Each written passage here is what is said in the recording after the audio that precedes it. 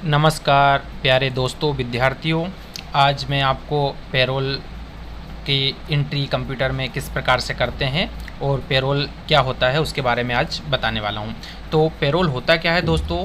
Payroll जो हमारे कर्मचारी होते हैं, जो हमारे एम्प्लॉयर्स होते हैं, उनकी जो फाइनेंशियल जो वित्तीय जो स्थिति होती है उसकी एंट्री करने के लिए की जाती है। जैसे एम्प्लॉयर की सैलरी कितनी है, एम्प्लॉयर ने कितने दिन काम करा है, एम्प्लॉयर ने ओवर टाइम कितना कर रखा है, एम्प्लॉयर का टीडीएस कितना कटा है, एम्प्लॉयर का टीसीएस कितना कटा है, एम्प्लॉयर का पीएफ कितना कटा है, ओवर उसको कितना पेमेंट मिल रहा है, उसकी बेसिक सैलरी कितनी है, ये पूरी जानकारी हम एक पे स्लिप में मैनेजमेंट करके रख सकते हैं। जो अकाउंट डिपार्टमेंट होता है उसके अंडर में ये पूरा काम किया जाता है कि जो कर्मचारी होते हैं, जो एम्प्लॉयर्स होते हैं, उनकी पूरी जानकारी उस पेरोल वाउचर में की जाती है। तो प्यारे दोस्तों, मैं आपको स्टार्टिंग से एक के बाद एक पूरी स्टेप बताने वाला हूँ। सबसे पहले पेरोल जो ऑप्शन होता है उसे अनेबल कहाँ से करते हैं। तो आपको दोस्तों यहाँ पर क्रिएट पे जाना है।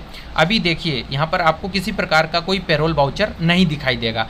जब आप क्रिएट पे क्लिक करोगे तो आपको किसी प्रकार से कोई भी जो दे रखा है वो किसी प्रकार से कोई पेरोल नहीं दिख रहा है। कि आपको कहीं पे पेरोल दोस्तों नहीं दिख रहा है, तो आपको यहाँ पर सर्च करना है पेरोल। तो आपको यहाँ पर लिखना है पेरोल। देखो पेरोल हेड आपके पास क्लिक करने के ऑप्शन आ जाएगा, आपको यहाँ पर क्लिक करना है, ठीक है, यस कर देना।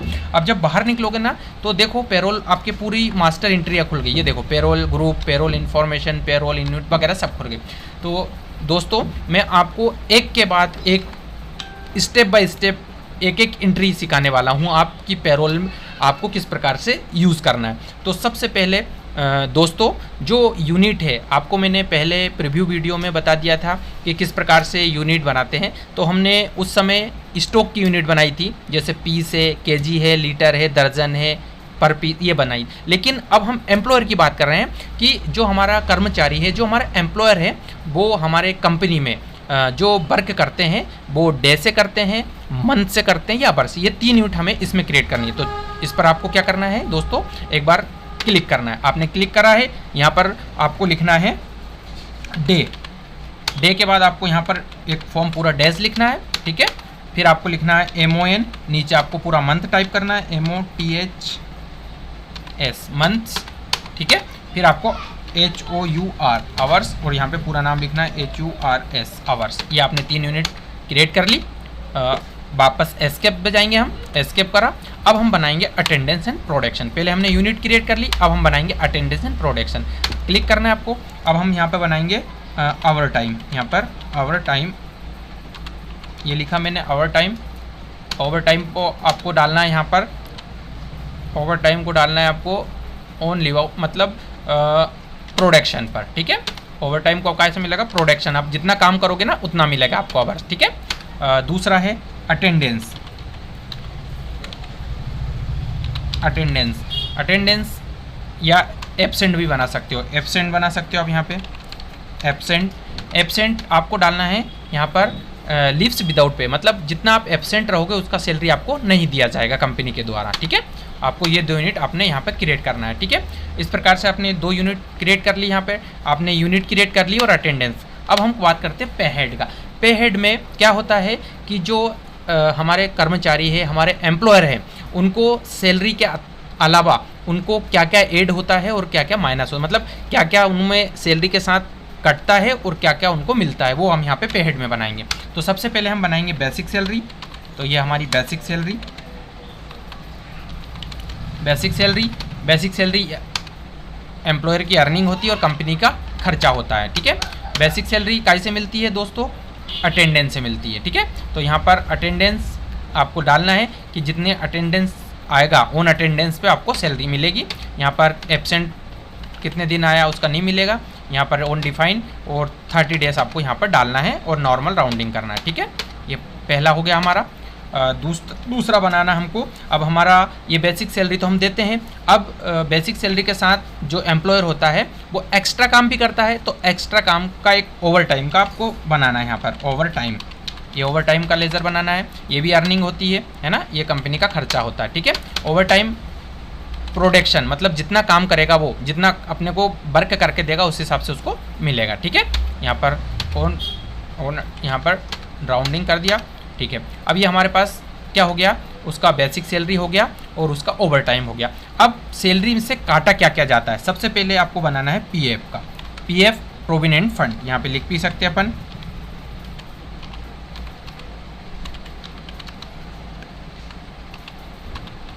फंड, प्रोविडेंट फंड, ये कटता है, ये हमें वापस मिलता है, इसलिए इसको स्टेशनरी डिडक्शन में डालना है, ठीक है। ये आपका प्रोविडेंट फंड कंप्यूटर वैल्यू के हिसाब से परसेंटेज डालना है, आपको कितना परसेंटेज लेना है वो यहाँ पर आपको डालना है कि जो पीएफ है वो कितना परसेंट, तो हम डाल रहे हैं 2.5% हमारी सैलरी से काटा जाता है ये, ठीक है। अब टीसीएस है ना, यहाँ पर भी टीसीएस, ये भी हमारा डिटेक्शन है, ये भी डालेंगे, ये भी परसेंटेज के, ये भी कंप्यूटर वैल्यू के हिसाब से लेगा, है ना, कितना परसेंट मिलता है, यहाँ पे डालेंगे हम 2%, टीसीएस 2% कटता है हमारा, ठीक है। और उसके बाद में पीएफ हो गया, टीसीएस। अब हमारे पास एक ऑप्शन और करता है जो सभी के बारे में इसको इन्फॉर्मेशन नहीं होती है कि ये होता क्या है, तो मैं आपको बता दूं कि एक और आपका कटता है जो रहता है आपका टीसीएस के बाद में ISIC,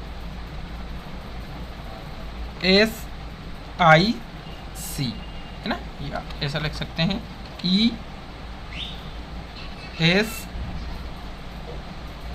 ESIC, ये कटता है हमारे सैलरी से एक और, है ना, ये भी वापस मिलता है हमें, ठीक है।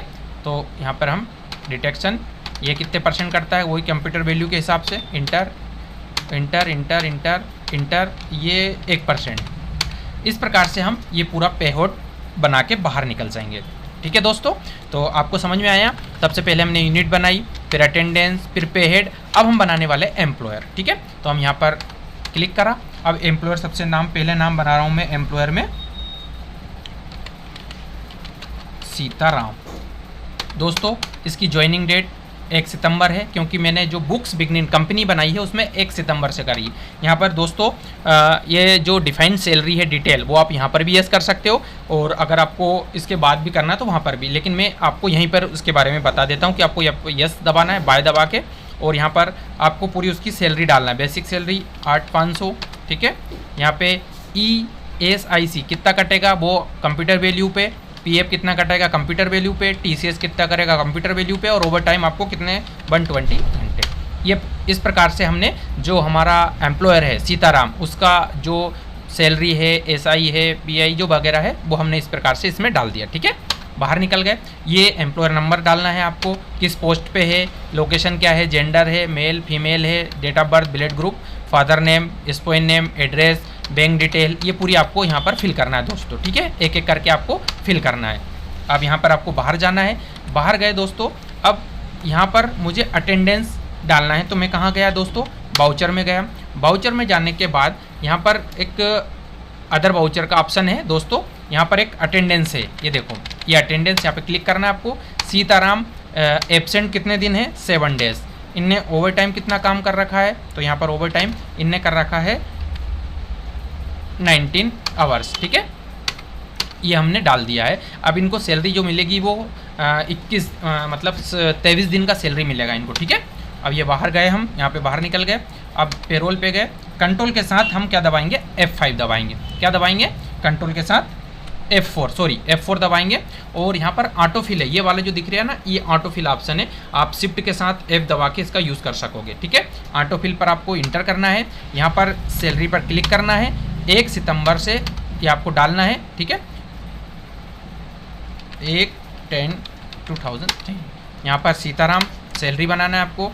एम्प्लॉयर नेम, केस, ये देखिए किस प्रकार से आपका जो सैलरी है, जो सैलरी शीट है, ये देखो ESI, PF, TCS, इस प्रकार से आपका कट चुका है। आपको जो सैलरी आएगी हाथ में वो 8,706 रुपये आएगी। अब आपको एस्केप करना है इसको। अब मैं आपको इसको देखना भी बता देता हूँ कि आपको किस प्रकार से इसको देखना है।